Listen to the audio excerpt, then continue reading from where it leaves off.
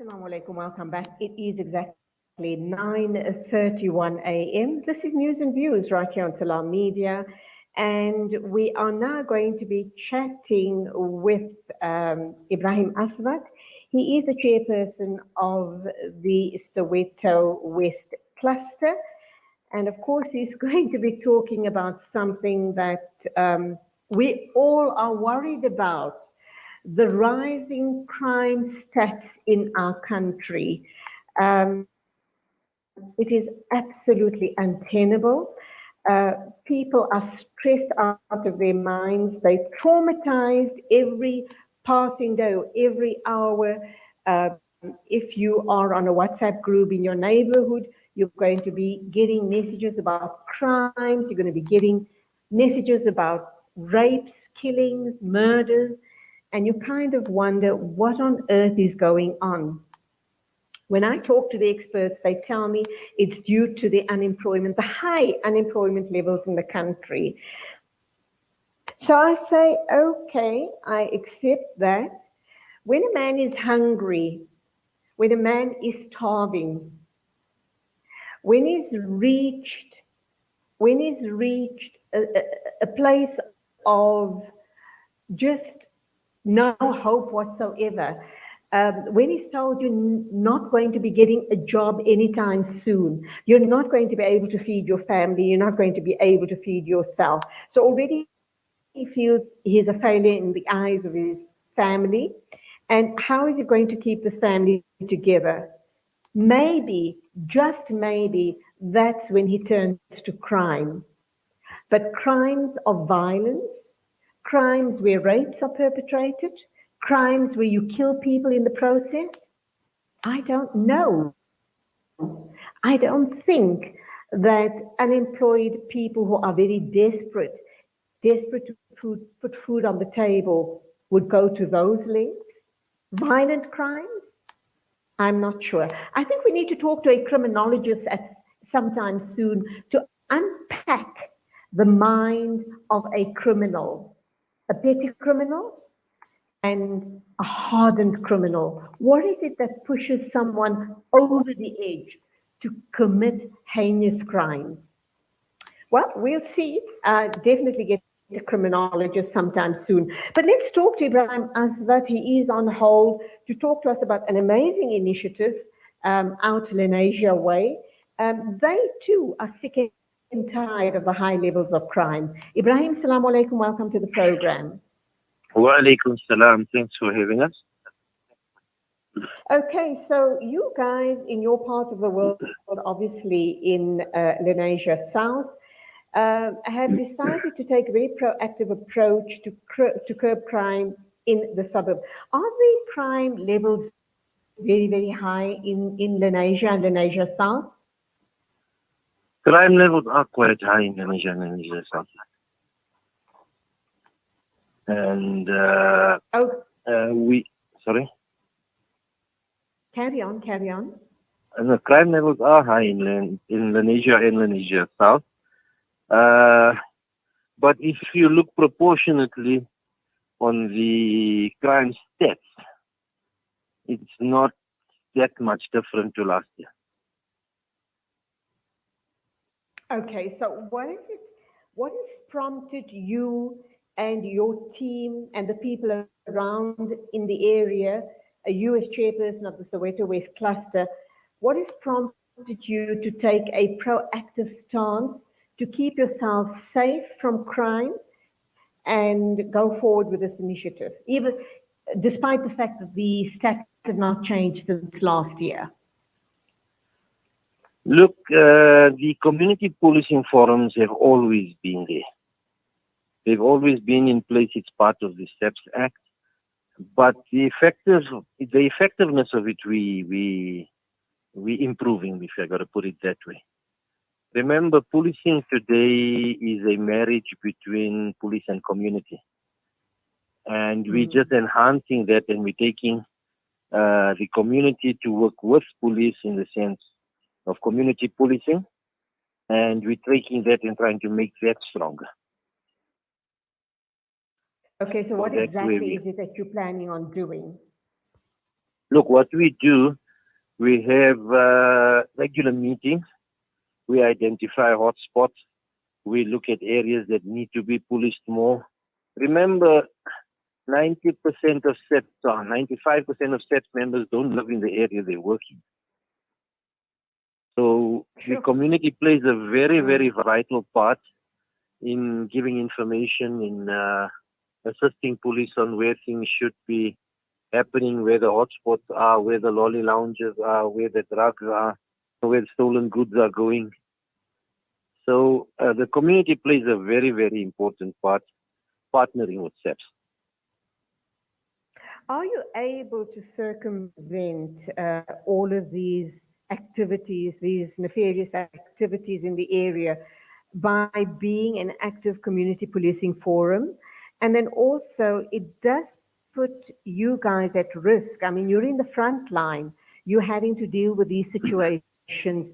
Are you guys geared up? I mean, have you been given training to be able to defend yourselves? And to try and keep safe in these situations? Look, generally now it serves more as an information passing tool. So if community patrollers need to work, they always work with SEPs. If they're patrolling an area, SEPs will be backup for them. If anything happens, if they notice something suspicious, they don't approach, they call SEPs to do the approaching. So we try and keep patrollers out of harm's way as much as possible. Okay, so how long has this been going on? How long have you guys, started with this initiative? You have already told me that the crime stats compared to last year haven't changed, but are you personally seeing some change? Look, there has been a little bit of an increase. It's not exactly the same as last year. But what we do is we look at these increases and then we put programs and operations in place to try and assist. For example, if there's an increase in rape in an area, we get the CPF to do programs to advise ladies if they go into a shebeen, they should not walk alone back home. They should not. So we run programs and activities with community to educate community. On the robberies and the crime side and stuff like that, we identify hotspots. Vehicles are circulated. We ask communities to be on the lookout. So if a vehicle is spotted, SEPS is contacted and SEPS would then respond. The issue is it works not 100% effectively. Remember, most of our police stations are under-resourced. That is the biggest issue we have in policing today. Mm-hmm. So you have a big job, on your hands, so to speak. You're making a difference, albeit a small difference. But do you think that the residents feel safer knowing that you have this approach to curb crime in the suburbs? I think if we all work together, it makes a major, major difference. It curbs crime in a very effective way. And everybody has, that's why this community policing initiative is very, very important, because it creates synergy between community and police. And obviously then people will feel safer because they're part of an initiative to make themselves safer. So they know what's happening, information is passed over, they get to know the police better. They work regularly more. They meet police at different areas. So it's a link. We call it a marriage between the two. Not everybody is on board. There may be a few people like you, a handful of people who are wanting to make a difference. Why do you think other people are not equally vested in something like this? Because it is really about their own safety. Are they scared, perhaps? You have the people who are fearful. You're always going to have critics in everything you do. So, but generally we have a majority of people who buy in. Majority of the people buy in. You have a great number of people who partake in activities and programs. But you're always going to have the critics. You're always going to have people who say they pay taxes and the police should do their job. And you're going to have they call them critics. But we got to deal with the situation as it is now. We can't be fighting, and we can't be having a fight about resources and a fight about stuff while crime is carrying on. We got to join hands and say, come, let's make a difference. Okay, so Ebrahim, you mentioned two things in the course of the conversation. You spoke about shebeens. You also spoke about knowing where the lolly lounges are, and obviously that would also indicate you probably know where the drug dens are. We know that this is a huge, huge problem in the country, in the townships, etc. I think we'll only see relief once these lolly lounges are shut down, once we start we rehabilitate the addicts, and of course, last but not least, create employment. And that's not your job. But I think collectively, if we can work side by side with government, half of these problems will be resolved. How big a challenge is it for you and your team as the Soweto West cluster? I think it's a two-way problem. Since parents don't want to acknowledge the problems of their children until it's too late. We need to go on a major, major education drive with parents. Because I think it starts there. Once kids are on drugs, facilities around now, government has opened up a couple of facilities. There's private facilities for rehabilitation. Drug dealers, a dime a dozen. You find them on every corner. We arrest them. You arrest one, two more open. We need to start either educating our communities on the dangers of drugs. Sports is not being played. It's a wide variety of issues that needs to be covered. But drugs has really gotten out of hand, and it's a major problem from both sides.